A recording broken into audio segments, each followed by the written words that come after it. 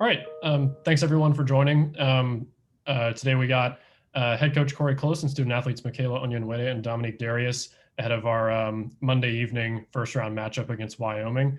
We did a session on Monday earlier this week for Selection Monday, but feel free to ask any additional questions pertaining to the tournament or our first round matchup. I'll let coach start it off if she has an opening statement, then we can open up to questions. Well, I mean, we've definitely hit things with a bang here, starting off things in San Antonio. Lots of things to talk about, but as the men's tournament starts on TV here, and it just gets me excited to compete. And what I don't want to have happen is anything on the extraneous things on the outside to distract from this incredible experience that these student athletes have worked so hard for. So I'm excited to compete, to get better, and to continue to enjoy with great gratitude. Great. We'll open up to questions. Some of you have been here before, and Michaela's been on a lot of these, so I'm sure she knows most of you. But if you don't mind, please introduce yourself and your outlet, just so everyone is aware. We'll start with Kahari. Hey, what's going on, Coach Close, Michaela, and Dominique? I got a lot of basketball questions I want to ask you, but I also wanted to ask about just the things that's happened today. You know, with the inequality, you know, of women's sports and things of that nature. You know what I'm saying? I want to know, get you all's thoughts on that. I'll start it off. I think that I have really mixed emotions about it, to be really candid, Kahari. One is this is, we need to address these things. This is not like, we're not like blown away by this. This is not surprise. It's just that it's way more public to everybody else. And we got work to do. And I try to live in sort of I call it the healthy tension of being really grateful for how far we've come. I mean, in my 28-year career, to see how women are treated in the NCAA tournament now compared to when I was playing or when I started coaching, it's come a long way. So I want to be grateful for that. I want to celebrate that. And at the same time, I want to be really honest, and I want to be relentlessly fighting for the change that is still needed. We still have a long ways to go. These women are elite athletes, mastering their crafts at the highest of level. I also think it's really interesting that it always happens during the celebration of Women's Month, you know, that here we are in March, and now, these things really come to light. And I think it is important that we respond, that we don't keep going this direction. It's really saddening to me, because I really believe they always take back to revenue. I think we could make changes with doing smaller unit shares so that there's a motivation for administrations to invest in their women's programs. I think there's things that we can do from a standpoint of really promoting. I think, everything from corporate sponsorships to coverage on TV. The bottom line is, we've increased our eyeballs on our sport in the Pac-12 by 300% a year. If that was pushed more on a national stage, still only 4% of national coverage on ESPN is of women. So I want to be really thankful on the one hand, but I also want to be a relentless fighter for how far we have to go. And so I do think the exposure that's taken place, it has not surprised me, but I think it's going to be a tremendous asset into making some serious changes. And then I have a question for Michaela and Dominique as well. Michaela, did you? I saw a couple of your tweets. Do you feel like if it wasn't a social media outrage, do you feel like these things would have been addressed? I think that's what's the beauty of social media. Social media is so empowering, and it reaches so many different people. And so I'm super glad that college athletes were able to use their voices and really kind of show people what was happening. And so social media is just so important. It's such an important tool, and it has been, even as we've seen, like with the social and racial injustice things that's been going on. Like social media is just so important, such a huge tool.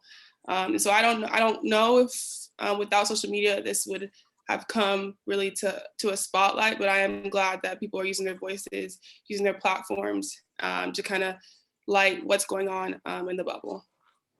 And then Dominique, I know that you're a freshman. You still be a freshman next year as well. What can you get your thoughts on this? This is your first time playing collegiate basketball, and just how does this impact you as a freshman?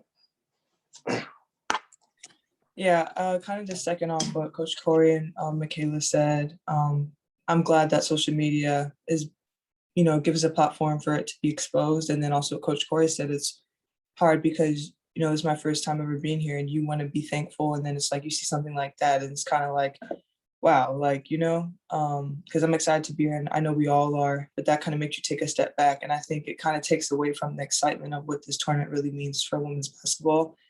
And the coverage that we get. So I'm glad it happened. I'm glad that it was exposed, but at the same time, it's kind of hurtful because you're like, we put in the same work everybody else puts in and it's the same thing over and over. If it's not something, it's something else. And just to kind of see that repetitive behavior and it's just kind of like, man, like what else do we have to do? I mean, we're doing everything, everybody's killing it on the court. We have so many players that are doing amazing college basketball, like Mick, for example, and, it's not being covered as much as it should. So I hope in the future, in the next few years, I can come on this Zoom again and say we've seen a change compared to, my first freshman year. So that's my hope. And we're just going to keep playing basketball and keep enjoying and seeing the light of it all. So. One more thing, just to piggyback on that, I just didn't want to go by, is that an example of the celebrating the healthy tension is that, Michaela, depending on what she decides, has the opportunity to be a top draft pick in the WNBA draft. And we, as thankful as we are about that, and because the collective bargaining agreement has made a huge change for what her potential earnings could be.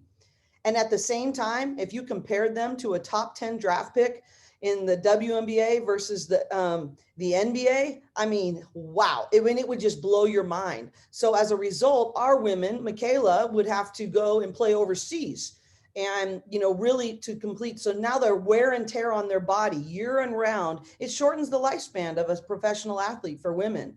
And, so on the one hand, I'm so thankful, and people like Nneka Ogwumike and many others who have been fighting for increases and have done well. We want to celebrate that. We want to say thank you. But when you look at just someone who I love and adore, and I know the work she's put in Michaela, man, I wish it was different in what was ahead of her. So that's the example of the healthy tension that we're trying to live in. Go to Jordan. Hi guys, this is Jordan Mendoza with USA Today. Coach Close, the NCAA earlier today said that after all the backlash came on social media, they spoke to team administrators and they spoke to coaches about, what the experience has been like and what could be improved. I just was curious to know if you were part of that conversation, and if so, what was said and what were you hoping could be done better about everyone's experience in San Antonio? Well, I was not, because it was in the middle of our practice, but Pam Walker, our director of basketball operations, who is amazing, was on the call. And so she briefed me completely after our practice. But, I think the logistics of food, for instance, was a big thing. Obviously, the weight room discrepancy was also discussed. It's hard because I feel like this was a humongous undertaking to bring all the teams to San Antonio, from the testing to, health and safety was the predominant, thing so that we could have a tournament, and so I'm so grateful for the pivots and adjustments and what has gone into even making this possible. And at the same time, during that call, I also am thankful that they were saying, okay, what do we need to fix? We want to hear from you. And I'm very hopeful moving forward that some adjustments will be made. But I would say probably the biggest two things were the food situations, just hotel, like being able to move around a little bit. I mean, the true quarantine that we're sort of in, and then the weight room situation. Chantel, go ahead. Hey, Chantel Jennings with The Athletic. I have a question for Corey and then a question for Michaela. Corey, you said you weren't surprised. I'm guessing you meant by the fact that inequity exists rather than sort of the stark difference between those two photos. But I don't want to make any assumptions. So I was curious specifically when you saw the differences between those things and sort of looked at it, that it wasn't a small difference, that it was a large difference. How surprised were you? And then Michaela, Dominique had said, for her as female athlete, if it's not one thing, it's something else. But I was curious for your reaction when you started seeing those photos on social media. Were you surprised? Were you shocked? Or was it sort of, well, it's one thing or something else? I think that, yes, I was more in the global scope, right? You know, is that our inequities in the day-to-day exist, and it's trying to move the needle, you know, but some of these things, this is the age in which we're living in. And, you know, you think about it in, you know, I guess it's a blessing and a curse in some ways, right? I think the blessing of it, and like Michaela referred to, is that, you know, that was a shocking photo, right? And even some of the photos and videos that have been done from student athletes, but, you know, that's always my primary thing is what does it make a student athlete feel like? How are we valuing them, preparing them, helping them know that they're playing the exact same sport, and they're under the same stage, they're putting in the same time, they're playing at the same level relative, you know, to their gender. And to devalue them just based on that, that's what saddens me the most, because I believe these women are spectacular. They're hardworking, they're competitive, they're driven, they want to make a difference in this world, and they're elite at mastering their craft. So when you see that, it's just such a striking, like, oh, we still have a long ways to go. And, you know, I think our players have really educated me in terms of that's how they feel with a lot of the images with racial injustice and racial inequality. It's just, here we go again, you know. And I think trying to balance that, you know, trying to really keep pushing, but also know yourself about what space you need to be able to operate in to maintain your mental and emotional health. You know, it's really, really hard, but I think we're faced with it every single day, and in the global sense of it. And this was just a very striking example. Yeah, just to pick it back off what Coach Corey said, when I saw the photos, I was shocked, but again, not surprised, because being a female athlete, that is just the reality. It just kind of was a little bit disheartening that just from the NCAA, what was communicated to us was we really weren't as valued as the male athletes, just in just the discrepancies with the weight room, the swag bag, and just even like Coach Corey said, the food. And so it just reaffirmed for me, like, that's kind of the world we're living in as female athletes. And I know I've been a female athlete all my life, and so I know what it's like. But just to see, even on social media, like the things that people are saying to combat the things that are happening. Oh, you guys don't make money, you don't make revenue, or it's not really a sport. It's just, it really does just kind of, it is disheartening to say the least, about it all. And like Dominique said, if it's not one thing, it's another. You saw it at the WNBA level, you see it at our level, and it just seems like sometimes, like Dominique said, what is going to be the thing that's going to change just the trajectory of how people view and perceive women's sports. And so, yeah, I hope things do get better. I know, like I said, social media is such a big platform, and athletes have such a big platform. So I'm proud of what we have done at a collegiate level as far as speaking up, but I do hope that it does change moving forward, not just for us, but future generations to come as well. And Chantel, just real quickly, it made me miss Kobe Bryant. He's such a pioneer for speaking up on the behalf of our women's game, and also made me thankful for some people that took the baton, like a Jason Williams, who's been really outspoken, you know, a bunch of different athletes. But I hope other NBA athletes, we need our male counterparts that know what we do to come alongside and be like Kobe, and was like, I'm gonna help with this. I'm gonna move the exposure. I'm gonna move for people to know about this. I'm gonna invest in this, both with my time, my voice, my platform, and even my resources. I'm thankful for some of the people that spoke out, but I hope more will follow, and I hope they will follow Kobe's example. If I could have a quick follow-up on that, Ryan. Yeah, go Corey, going off of your point, have you heard from any coaches on the men's side over the last 24 hours? No, I haven't. Not directly. I haven't. So I'm trying to think before you know, I have a lot of great male coaches, and the one thing I don't want it to be like is that the women are mad at the men.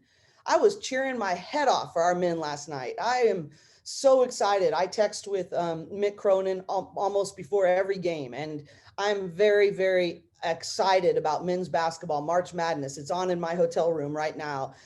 So this is not a versus conversation, but I have had the privilege of having great relationships with many men's coaches, and that I think are really supportive of the women's game. Tony Bennett is a big one. Lorenzo Romar, Mark Gottfried. I mean, many that have impacted me greatly, and I'm only naming a few. There's so many more.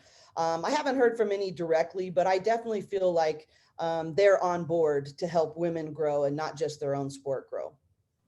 Thank you. Go to Haley. Hello, Haley Sawyer from SoCal News Group. I had a question about the weight room in particular, for coach and the players as well. Just how important is it to have, you know, the right work environment when you get to this level? How does that affect your performance as you get to game time? Well, every team is a little bit different in terms of their roster, how they're built, what the philosophy is of their sports performance. You know, I think it's wanting the freedom to choose what's best for your program. You know, I think that, you know, for our particular year in our roster, that it's maybe not as much of a disadvantage as it might be for another program that is maybe has a lot more numbers, and that's a big part of their postseason regimen, or, you know, things like that. But I think the bottom line is, we don't want someone else to make that choice for us. We want to have all the resources available so that we're able to choose what's best for our program, so that we are able to perform at optimal levels given what we think is best. And so it's not for me to fight for UCLA women's basketball. It's just an opportunity to have that choice, that to be able to do what's best for our program. Yeah, I think with that choice, like, we don't want to feel like we're an afterthought. And that's kind of how it felt with the whole weight room situation. And like Coach Corey said, like, different programs do different things for different weight programs and things like that. We might be different than the next team and how we're going to use that weight room, but we didn't really even have a choice because we didn't have the resources, because we were an afterthought compared to the men. Yeah, I agree with Mick, what Mick said. It's just kind of the whole picture of it, like, you're afterthought, you're not that important. And like Coach Corey said, our roster, it doesn't affect us too much, but just in general, like, not even to have the choice to use it. If our strength and conditioning coach wanted to get a lift in with somebody, or preventative stuff before a game or after game. So it's like, we don't even have that choice. So for us, it's just kind of, you know, it feels really disrespectful, and it's like what Mick said, disheartening to see that and to not have that choice, like, you know, the men do. Thanks. And then I did have a quick follow-up question about the game itself. You've said all year that the Pac-12 conference, it just prepares you for this tournament in so many ways, but how does it prepare you for this Wyoming game in particular in the first round? Well, when we started talking about their sort of spread offense and their motion offense, we were able to say, okay, it's sort of like Colorado in this way. It's like Utah in this way. It's like, you know, and we just have such vast styles of play in the Pac-12, but at such a high level. So you're already forced to be exposed to so many things. And I don't know another conference in the country that is this varied, but also this elite. And that's where I think, you know, Wyoming's a really good team. I mean, they shoot 25 threes a game. And I remember we used the correlation with Utah. Every time they make 10 threes or more, they win. And so we really tried to limit Utah's touches. So we just try to draw those parallels, so there's a sense of familiarity. But, you know, I've watched a lot of film on Wyoming, and they're really talented. Their point guard is a great catalyst. They've got versatile players. There's constant moving, spacing, screening. We're going to have to be really locked in mentally to be able to perform at our best. And I do think that the Pac-12 has allowed us to feel very confident in our ability to lock in at that mental level. Sue, go ahead. Hi there, people in San Antonio. I'm going to shift gears a little bit because I am dealt with this sexism my whole life, and I'm frankly tired of the topic. So I was in on the presser yesterday with the NCAA, and I heard about, and I wrote a little piece on it about how you all had to stay in single occupancy rooms for 2 days. And now you have to move on a floor, you have your own floor, and then you have to be on the elevator only when you are allowed to be on the elevator and all that stuff. I just wondered so after all that you all have been through this year, the Magnificent Eight, what has that experience been like? And then what was it like to finally get out of quarantine and get on the court and be able to move around and shoot some things? What was that like, Mick? Yeah, like you said, it's definitely been different. It's like we're on an elevator that doesn't have any buttons. So like that's something I've never seen before. So it's definitely different, a different experience. We're pretty familiar with the single occupancy rooms because we've done that all year. So it really isn't too different from just like a normal kind of stay. But yeah, it was definitely cool getting on the court after not practicing for 2 days. I was a little bit winded, but super cool to be on the court. Be able to compete in this tournament because we didn't have the opportunity last year. So yeah, it was cool getting out of quarantine a little bit and getting to just enjoy this tournament. That's awesome. And then did you guys do, like, I know you're in finals week or whatever, were you able to get some studying done at least in your room? Is that what was going on? Yeah, I'm done with finals, so thank God. Oh my gosh. Finals. That's wonderful. And then Dominique, happy belated birthday. I know you just turned 19. I know your lens has probably changed every week on this process, and obviously in a normal year, you'd still be in high school right now. Have you ever just had any thoughts of like, wow, here I am at the NCAA tournament, for heaven's sakes, and I've just turned, like, what is your thought process right now? Can you quantify what all you've learned since you got there, which it seemed like it was just about a minute ago? Yeah, it all kind of seemed like it happened so fast. I mean, just getting here, was a whole experience. And then now, a few months later, it's almost 4 months since I've been here and we're in the NCAA tournament. And it's like I'm supposed to be on my couch right now watching this tournament. So it's just pretty cool. I'm just thankful to be here and like with this group to be able to experience these seniors before they go. I'm just blessed to be able to learn from Lindsay, Mick, and Lauren, especially because they're great leaders on this team. And they make this process nothing but fun for me and enjoyable because they're great people.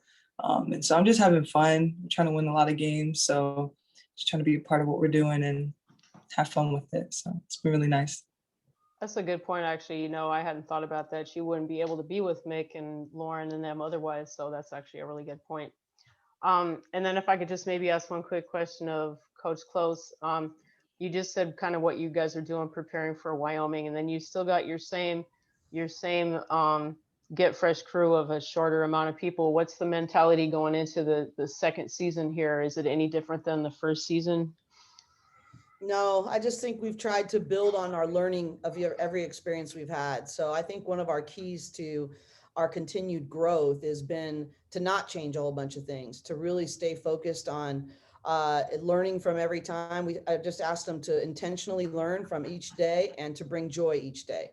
And, and we've just pretty much stayed consistent with that. We went back and we really learned, what did we do well in the Pac-12 tournament? What did we learn? What got exposed?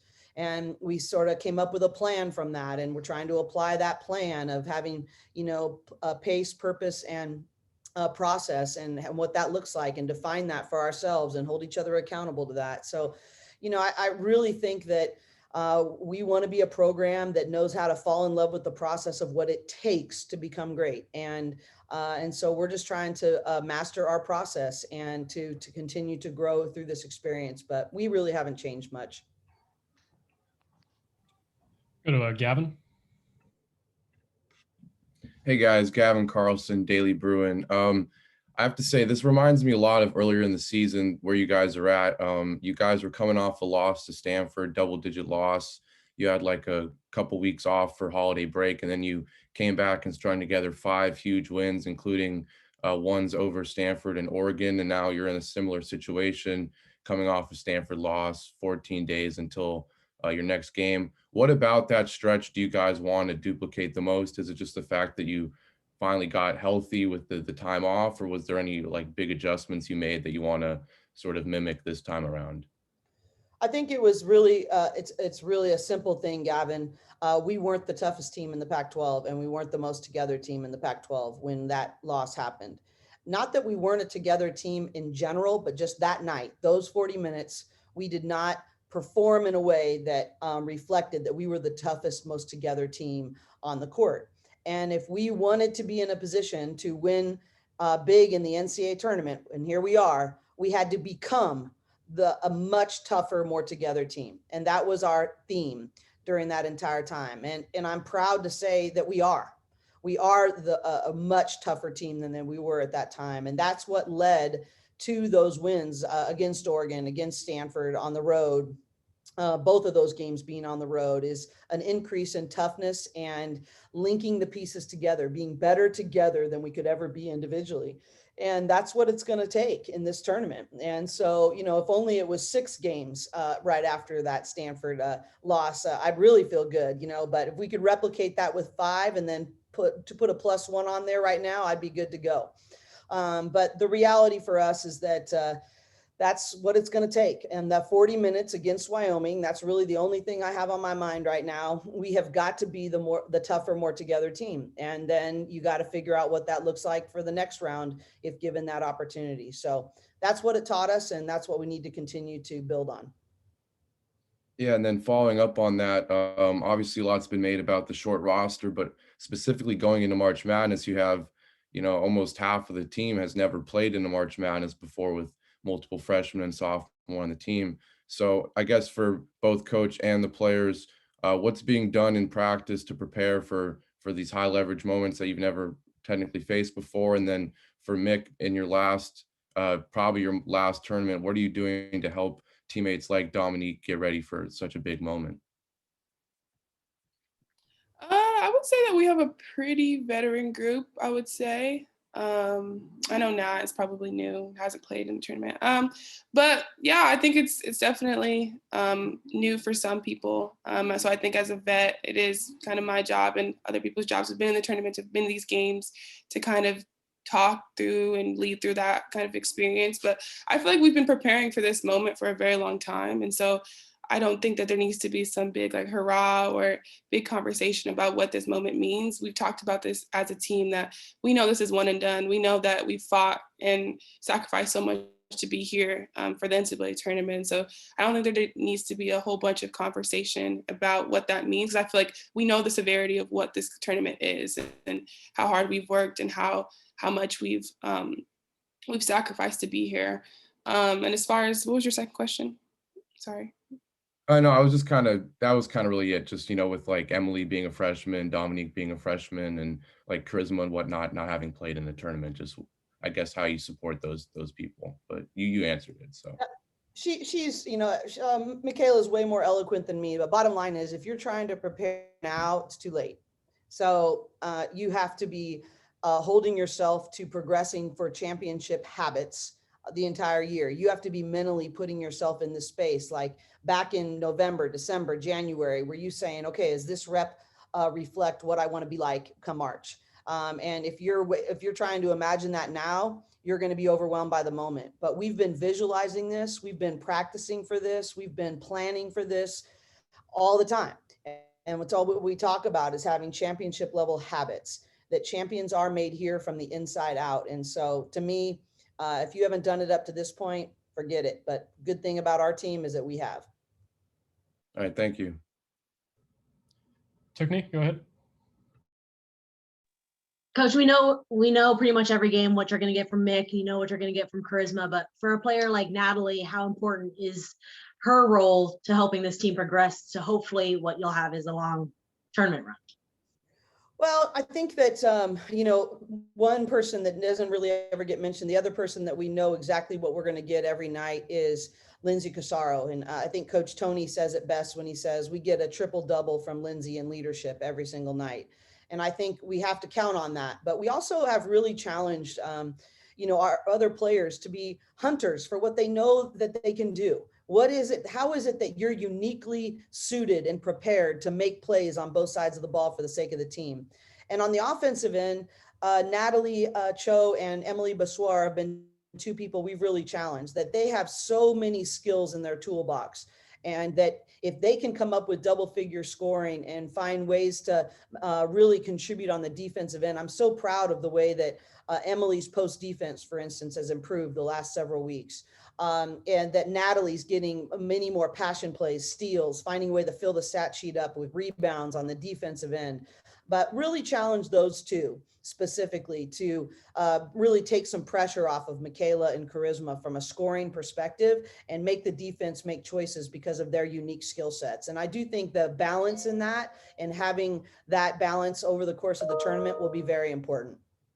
Where have you seen Natalie grow the most in this past year, or even in her UCLA career, just confidence-wise or skill-wise? Well, skills. I mean, I got to give a lot of credit to her mom, who's her trainer. I mean, she is in the gym extra every single day. She is just so skilled. I mean, that's one of the things that why we wanted to recruit her out of high school before she chose Baylor first and then coming to us a second time around is she's 6'2", she shoots a three, she's so crafty in the paint. She can put the ball on the floor. She can see over defenses. She's long and can affect plays. I mean, she's just got a vast array of skills in her toolbox, and she's continued to refine those and build skill. I think the biggest thing, two things I've seen her grow the most in is not defining herself in her own mind as just a shooter, to really using all those skills that she has, and that therefore taking pressure off her three-point shot. I've seen that tremendous growth. And then the second one is honestly what you're seeing right now in social media is her finding her voice. To watch her come from to be a sort of a meek human that is sort of lets the world happen to her a little bit, and to really embracing a growth mindset and standing up for what she believes in, finding not only her voice, but her service legacy, how she wants to make a difference in the world. There's been an inner strength that has sort of organically come out of her as she's done the real inside work to build her confidence, to find out who she is, and to be willing to stand up even when it's uncomfortable for things that really matter to her. And she's fighting, and she's fighting in a way that I've never seen. And I think that translates on the court, but probably more meaningful right now is seeing how it translates off the court. All right, we can go back to Kahari. Hey, what's going on? I didn't introduce myself last time. I'm with the Kahari Johnson with the Los Angeles Sentinel. I have a question for all of you, starting with Dominique. Coach talks about you a lot, you know, that you're a relentless learner, that you're always the first one in the gym. You know, can you just, and I've noticed that you're always speaking a lot. Can you elaborate on how great you want to be in this UCLA program? Yeah, it's just meant to follow up to what you just said. Yeah, my main focus of growth has been being able to receive information. It's been hard because there's so many things I just don't know when I first got here, and I still don't know. So that's been my biggest challenge, just being really receptive and being a sponge and just like taking it in and doing my best to respond. I mean, all the coaches push me so hard, and my teammates hold me accountable every day in practice. And it's never like, oh, Dom, it's okay. Like, no, Dom, you should have got that rebound or box out, or just stuff that I can control, that I can bring to the table right away to help us win. So for me, that's been really challenging. But, you know, moving forward, I just want to keep growing and learning. I feel like when you want to just learn and grow and you want to be coached hard, I feel like the sky's the limit, and I want to be my best so this team can be their best. I remember a few weeks ago, Mick said something like, I want to get better so my team can get better. And that kind of stuck with me. And that's kind of my mindset these next few years is like, I want to get better so my team can get better and so we can win a lot of games. And so that's been my main focus. And right now, just doing what I can, contributing where I'm needed and playing my role and excelling in that. So that's been what's my focus been. And that's what I think that I can provide moving forward. Thank you. And Coach, I wanted to ask you as well. How much pressure does that take off you having like three leaders in Lindsay? You said she just, you know, she's like a triple double every night. You know what I'm saying? With just her mentality, and then Mick and also Lauren. Like how much pressure does that take off you having three seniors that can really lead and help out the other girls? Yeah, I mean, they really are tremendous. I think that's been the turning point in our program, honestly, as we've gone from being an adult-led program, a coaches-led program, to a player-led program. That's when you know your culture is really making a difference on the inside, and when they're starting to protect it, lead from it, and foster it within each other. And you know, they're different. What I love too is we actually have a leaders in training course that an academy almost that they can choose to join, and Shannon LaBeouf runs it, and Michaela's been in it, Lauren's in it, Lindsay's in it, and having them understand that they don't have to, they can be great leaders within their own personalities. And that's been really fun for me to watch, is that Lauren's going to do things different and impact differently than Lindsay, than Michaela, and many others that have chosen to lead. And so that really has been a turning point in our program. There's only 7 programs that have won as many games in postseason as we have over the last 6 years. And I believe that started when our players started taking the reins and leading from the locker room. Thank you. Mick, I want to ask you, just despite in light of everything going on, just how much more, I know that you're motivated, like, can nothing motivate you more to, to be great right now? I already know that, but I just with the situation, how much motivation does it give you to, just be great and finish out stronger than what you already were going to do? And just make a bigger impact, because you all are using your voices, you all are, standing up with Natalie as well, and you guys are just sticking together. So how much does this, impact you going forward? Sorry, I was muted. But yeah, I think a lot of my motivation just comes from being the best I can for my team, especially because this might be my last year. And so this is for us to go out with a bang. And we didn't have this opportunity to compete last year. And so that was in itself, like Coach Corey was saying, there's a gratefulness that comes with that. And I want to be my best, like I said, for my team, whether that's scoring, rebounding, just doing whatever I need to do. And so I think that motivation just comes from my teammates and being the best that we can be, being the best we can, competing in March. And I'm super excited to have this opportunity. I'm super excited to go and compete and show people what we've worked for, but also show ourselves and reaffirm ourselves about what kind of team we are. And so I'm excited for the opportunity, excited to start playing games, excited to compete with this team, this program. Yeah, it's going to be a good run. And then lastly, Coach, you had mentioned that Tara texted you before, and she texts everyone in the Pac-12. Like, she texted you before doing her last press conference as well. How cool is it to have, even though you guys are competing against each other, that you all are still together and you're still rooting for each other in the Pac-12? Yeah, even that we were joking around yesterday, even as we passed people in the hallways and things, we're like, go Pac-12, and they all make fun of me because I'm always like, back the Pac. And but the reality is that that has been really the foundation of our growth, is that we have taken off our institutional hats, and the way we handle scheduling, the way we talk about each other in the media, the way that we celebrate each other's success. That is the reason that the Pac-12 women's basketball has gone from being last in the Power 5 to first in the Power 5 on many, many fronts. And we have performed extremely well in the NCAA tournament the last several years. And I really do believe the support of each other, it's rising tide lifts all boats. Literally in the last 48 hours, I've heard from Tara, Charlie, Adia, Kelly Graves, all within the last 48 hours. And so there really is, do we want to, totally compete and, rip each other apart when we play? Of course we do. But off the court, it's about growing our game, and it's about telling the stories of our amazing women and putting our conference first. Go to Tukni, and then we can see if we have any final questions.